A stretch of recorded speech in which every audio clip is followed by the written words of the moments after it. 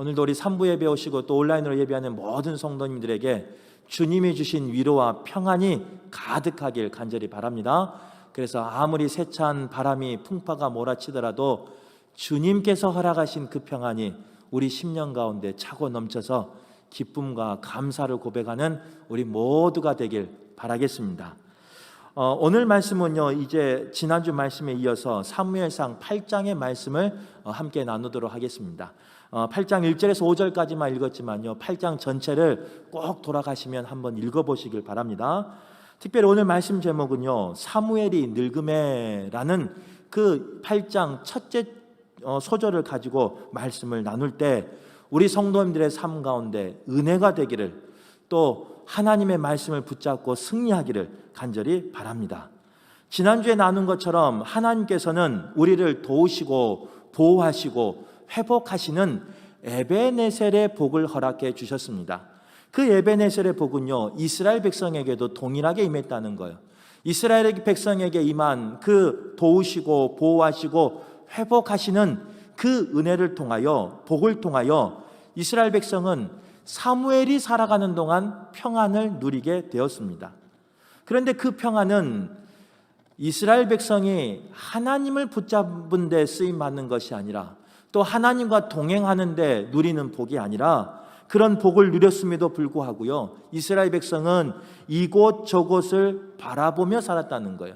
이곳을 기웃 저곳을 기웃하면서요 살았다는 거예요. 그래서 자신들에게 있었던 복을 고백하며 살았으면 참 좋았을 건데, 이곳저곳을 다니다 보니까요, 또 이곳저곳을 기웃거리다 보니까요, 주변 나라들의 눈이 돌아갔다는 거예요.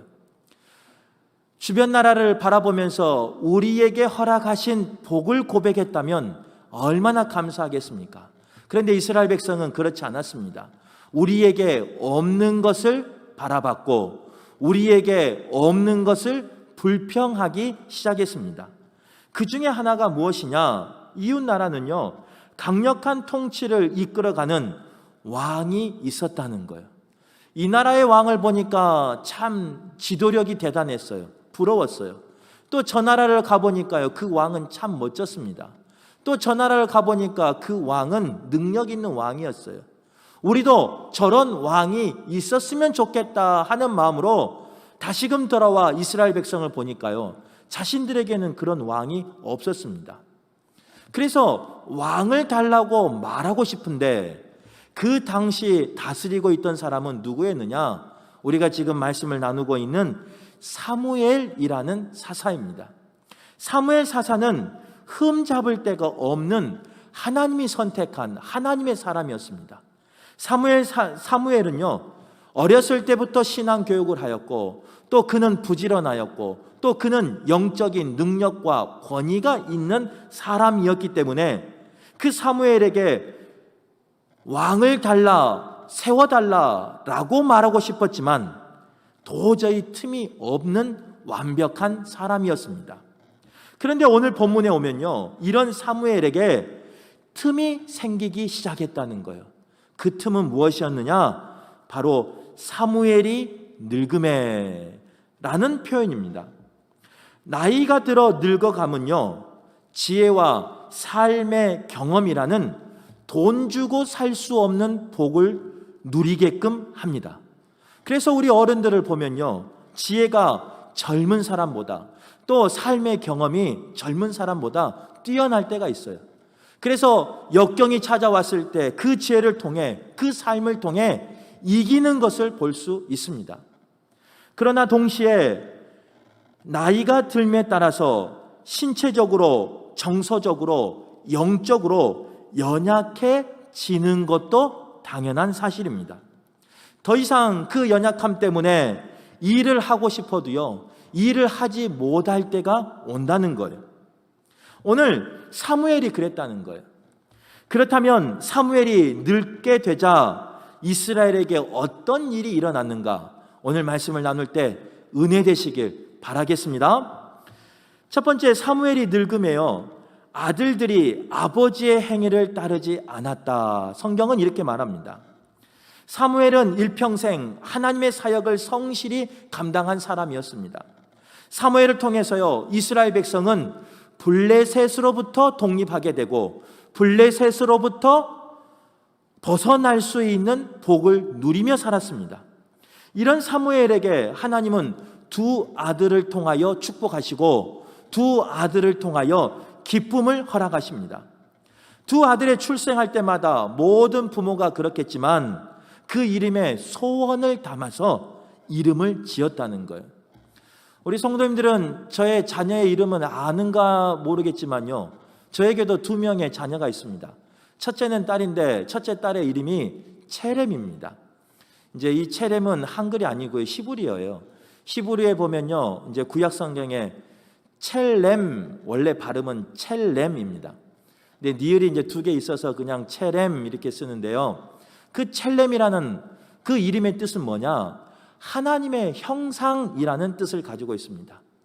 아버지로서, 부모로서 그 딸이 태어났을 때 기쁨을 또 소원을 이름에 담았는데, 사랑하는 딸이 이 세상 살아가면서 하나님의 형상을 기억하며 살았으면 좋겠다. 또 하나님의 형상을 회복하면서 살았으면 좋겠다. 또 하나님의 형상이 일그러진 사람들을 위로하며 또 그들에게 힘이 되어서 그들의 형상 또한 하나님의 형상으로 회복했으면 좋겠다라는 마음을 담아서 이름을 체렘이라고 지었습니다. 또 둘째는 아들인데요, 그 아들의 이름은 아시다시피 하람입니다. 하람도 한글이에요. 하람이라는 뜻은요, 하나님의 사람이라는 뜻입니다. 아들이 태어났을 때 부모로서 마음은 어떤 마음이었느냐? 이 세상 살아갈 때 때로는 힘들고 어려운 일이 있지만 우리 사랑하는 아들이 하나님의 사람이 되었으면 좋겠다라는 소망이었어요. 또 언젠가 선택하는 일이 있었을 때 하나님의 사람이 되어서 하나님을 선택하는, 하나님의 편에 서는 사람 됐으면 좋겠다라는 그런 소망을 가지고 아들의 이름을 하람이라고 지었습니다. 아마 오늘 본문에 나와 있는 사무엘도요, 사랑하는 두 아들의 이름을 지었을 때 그런 소망과 바램을 가지고 지었을 겁니다.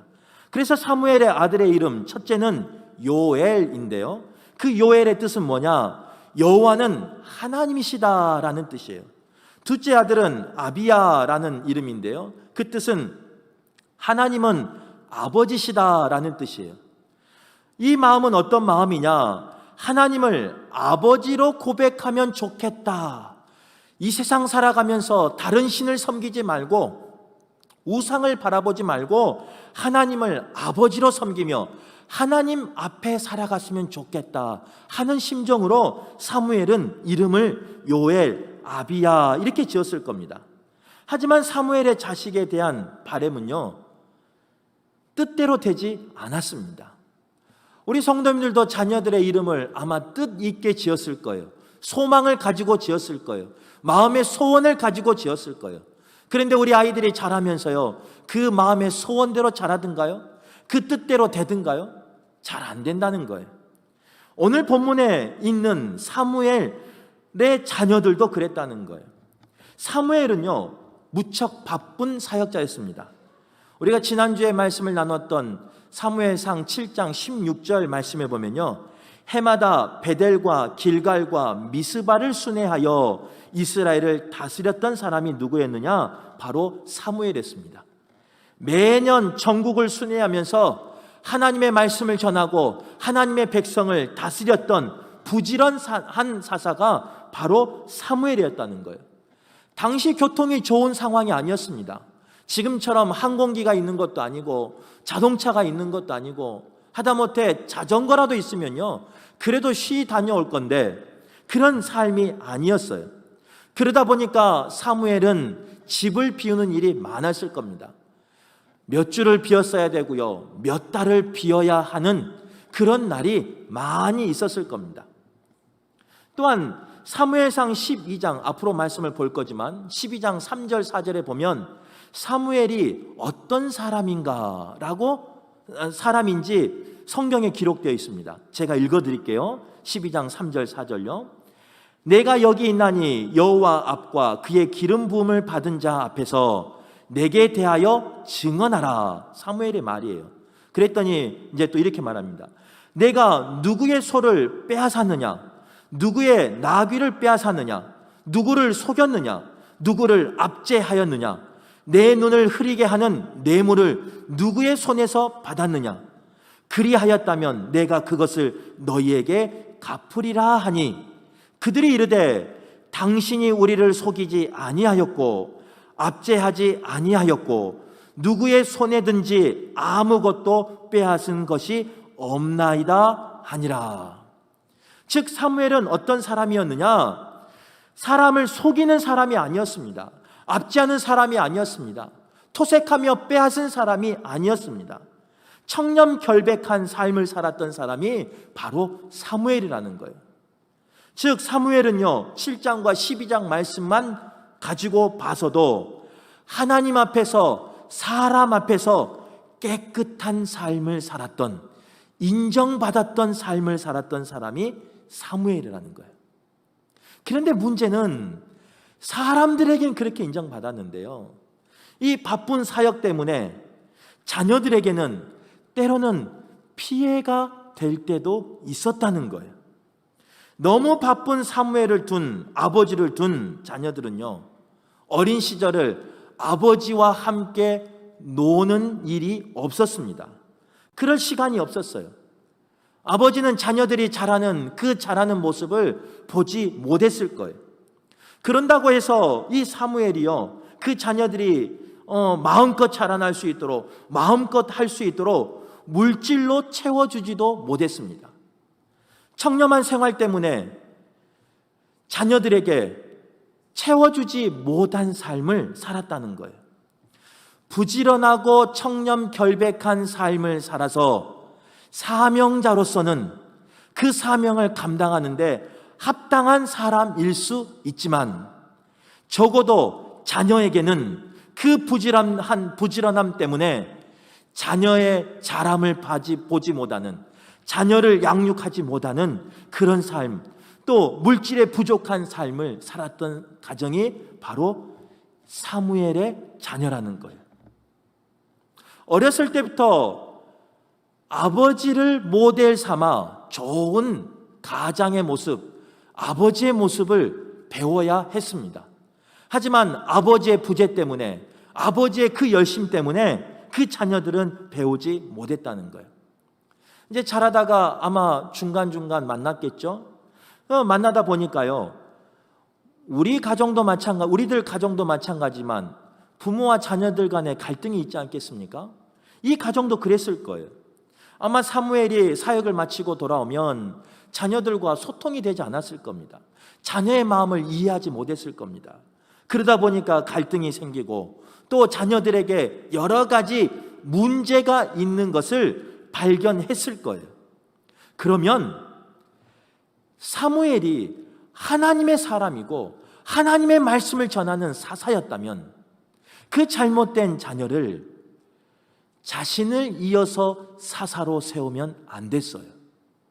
그런데 오늘 본문에 보면요 사무엘이 늙음에 그의 판단력이 흐려져 버립니다. 그래서 잘못된 선택을 하게 됩니다. 약점이 있었고 하나님의 사람으로 쓰임받을 수 없었던, 도덕적으로 타락했고 뇌물을 받아 판결을 굽게 하는 그런 삶을 살았던 아들들을 어떻게 하느냐? 사사로 세워버립니다. 그래서 3절에 보면요 이렇게 고백해요. 사사가 된 두 아들은 아버지의 행위를 따르지 않고 이익을 따라 뇌물을 받고 판결을 굽게 하였다. 이 모든 일이 언제 일어났느냐? 사무엘이 늙음에. 살다 보면요, 사는 것은요 나이를 안 먹을 수가 없습니다. 나이를 먹고 싶지 않아도요 그냥 자연스럽게 먹는 게 나이예요.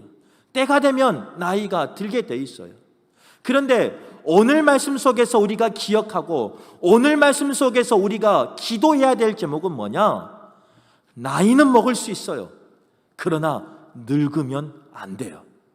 특별히 영적으로 늙으면 안 돼요.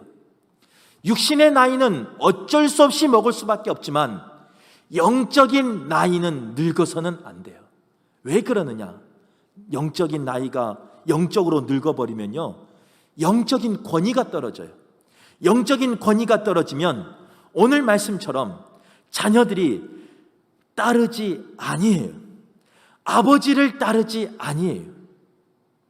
아버지의 신앙을 따르고 부모의 신앙을 따르고 부모와 함께 예배해야 되는데도 불구하고, 거룩한 백성으로 구별되어야 하는데도 불구하고 아버지가 영적으로 늙어버리니까요, 영적인 권위가 사라지니까요, 자녀들이 따르지 않습니다. 그렇기 때문에 우리 성도님들은요, 나이는 먹어도 늙어서는 안 돼요. 바라긴 오늘 예배하는 모든 분들이 늙지 않기를 간절히 바랍니다. 영적으로 젊어지기를 간절히 바랍니다. 그래서 내 자녀를 신앙으로 이끄는데, 내 자녀를 영적으로 다스리는 데 쓰임받는 우리 모든 성도들 되길, 그런 영적인 권위가 있는 분들 되길 간절히 바라겠습니다. 두 번째로요, 사무엘이 늙음에 백성을 대표하는 장로들이 왕을 요구했다는 거예요. 사무엘의 아들들이 사사로스의 삶을 감당하지 못했습니다. 조금 전에 3절 말씀처럼요, 그들이 구분 판결을 했어요. 뇌물을 받기 시작했어요. 도덕적으로 타락하기 시작했어요. 그때가 기회다 생각하고 백성들을 대표하는 장로들이 어떻게 하느냐? 왕을 요구하기 시작했다는 거예요. 사무엘이 늙었습니다. 또한 더 이상 사무엘이 이스라엘을 통치할 수 없는 상황이었습니다. 그리고 사무엘의 아들들은 판결을 굽게 하는 그런 도덕적으로 타락한 상황이었습니다. 그런다고 해서 하나님이 일하지 않는 게 아니에요.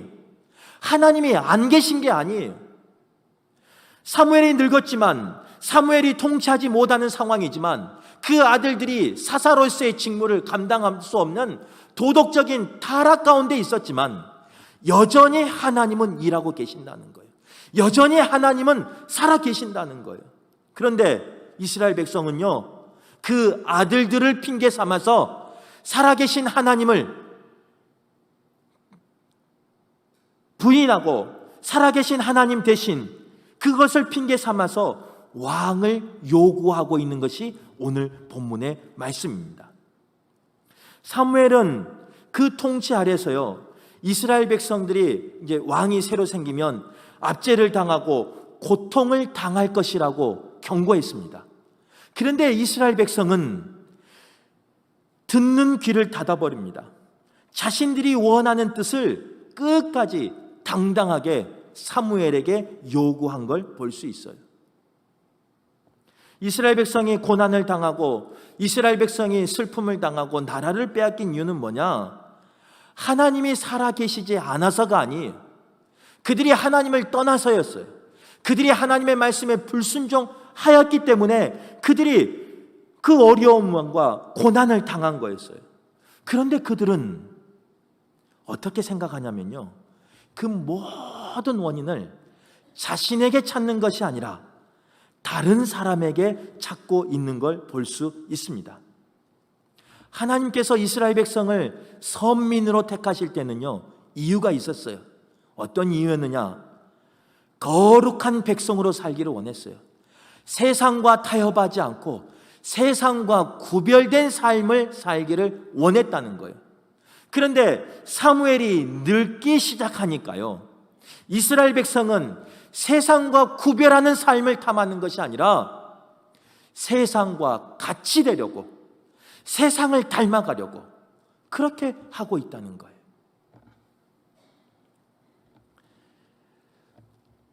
오늘 새 가족도 왔으니까 우리 성도님들한테 질문을 할 건데, 우리 성도님들이 질문을 잘 해주셔야 돼요. 아까 2부 때는 분위기가 좀 그랬어요. 우리 3부 때는 다시 말하지만 새 가족이 왔으니까 좋은 분위기로 대답해 주시길 바랍니다. 앞에 있는 담임 목사가 항상 마음에 들던가요? 역시 분위기가 좀 이상해요. 그러면 새 가족이 왔으니까 좋습니다 그렇게 말해야죠. 다시 한번 물어볼게요. 갑자기 땀이 나버리네요. 담임 목사가 항상 좋던가요? 감사합니다. 엎드려서 절을 받아서 죄송한데, 그렇게 고백하지만 그렇지 않다는 걸 알아요. 왜냐? 젊다 보니까요, 이리 충돌 저리 충돌할 때도 있습니다. 그거 제가 모르겠어요. 또 부족함도 있고 연약함이 있어요. 우리 성도님들 눈에 조금 부족한 모습이 왜 없겠습니까? 있어요. 알아요. 그런데도 불구하고 왜 목회자를 위해서 기도해야 되느냐? 오늘 이 말씀을 통해서 보면요, 목회자가 영적으로 늙으면 무슨 일이 일어나느냐? 세상과 구별되어야 할 교회가 세상과 같이 되어버린다는 거예요. 영적으로 권위를 잃어버리기 시작하면요, 말씀이 들리지 않고요, 자신의 고집과 자신의 아집과 자신의 생각대로 움직인다는 거예요. 그래서 부족하지만 때로는 마음에 안 드는 일도 있을 수 있지만 기도하셔야 돼요. 영적으로 늙지 않도록. 나이는 먹을 수 있지만 영적으로 영권이 소멸되지 않도록, 늙지 않도록 기도하셔야 돼요. 동일하게 그 복이 우리 성도들에게 임하길 간절히 바랍니다. 우리 성도들이요, 나이 이야기해서 계속 이야기해서 죄송해요. 나이는 먹을 수 있어요. 시간이 지나가면 먹을 수밖에 없어요. 하지만 늙지 아니하는 분 되시길 바랍니다. 영적인 권위를 끝까지 지키시는 분 되시기를 바랍니다. 그래서 사랑하는 내 자녀를, 사랑하는 내 가족을, 사랑하는 내 신앙 공동체를 세상과 거룩하게 구별하고 끌어갈 수 있는 그런 영적인 권위가 있는 분들 되시길 간절히 바라겠습니다. 세 번째로요, 사무엘이 늙음에 백성들은 사무엘을 버리고 하나님을 버렸습니다. 사무엘은 가정도 돌보지 못하고 이스라엘 백성을 위해서 삶을 바쳐 하나님의 사역을 감당했던 사사였어요. 그런데 사무엘이 늙음에 이스라엘 백성은 사무엘을 버렸어요. 평생을 바쳐서 목양했고 가족까지 뿌리치면서 자녀들의 그 생계까지, 자녀들의 미래까지 팽개치면서 목양을 했는데, 열심히 사역했는데 늙었다고, 때가 됐다고 버렸어요. 말해도 듣지 않아요. 한번 생각해 보세요. 사무엘이 얼마나 섭섭하겠어요. 평생 이 교회를 세우는데 헌신하며 수고한 우리 성도들이 계셔요. 정말 먹을 것 안 먹으면서 자녀들 그 학원비까지 아끼면서 헌금하면서 이 교회를 세운 분들이 계셔요. 때로는 수모와 모멸감을 당하면서 이 교회를 세우신 분들이 계셔요. 지킨 분들이 계셔요. 그런데 나이 들었다고 버려버리면 얼마나 서운하겠습니까? 오늘 본문에 나온 사무엘이 그랬어요. 그런데 참 감사한 것은요, 사무엘은 그럴 때 힘 있는 사람을 찾아가지 않습니다. 누가 나를 버렸어, 좀 어떻게 좀 해줘봐, 그러지 않아요. 누구를 찾아가느냐? 댁에 가서 한번 읽어보세요. 하나님을 찾아갑니다. 그리고 하나님 앞에 기도합니다. 그랬더니 하나님이 이스라엘 백성의 진짜 숨겨진 마음에 대해서 이야기해 줍니다. 사무엘아, 백성이 너를 버린 것이 아니다. 나를 버린 것이다. 하나님을 버린 것이다. 이렇게 말해 주는 거예요. 하나님은 다 알고 계셨어요. 그 백성들이 그 백성을 출애굽시키시고 그 광야에서 지키시고 홍해를 건너게 하시고 가나안 땅에서 승리케 하시는 그분이 하나님이셨어요. 그런데도 불구하고 그들이 하나님을 버렸어요. 알고 있었어요. 그런데도 불구하고요, 그들이 요구할 때요, 왕을 요구할 때 하나님은 어떻게 하시느냐? 그 요구사항을 들어주십니다. 물론 이스라엘 백성의 그 잘못된 요구 때문에, 선택 때문에 이스라엘 백성은 눈물 흘리는 아픔을 경험합니다. 하지만 하나님께서는 어떤 하나님이시냐? 그런 아픔 가운데, 그런 압제 가운데 있는 이스라엘 백성을, 선택한 백성을, 하나님의 자녀를 다윗 왕의 계보를 통해서 참되신 왕 예수 그리스도를 이 땅에 보내주심으로 하나님의 역사를 써간다는 거예요. 오늘 여기에 또 중요한 메시지가 있어요. 계속해서 나이가 들어서 들어간다, 먹는다 해서 죄송합니다. 사실인데 어떡해요? 나이는 먹을 수 있어요. 그러나 우리가 영적으로 늙으면 안 돼요. 왜 그러느냐? 내가 영적으로 늙어버리면요, 버림받아요. 슬픈 일이죠. 영적으로 늙어서 권위가 없으면 버림받습니다. 그런데 그보다 더 슬픈 게 뭔지 아세요? 내가 영적으로 늙어서 영적인 권위가 사라지면 나만 버림받는 게 아니에요.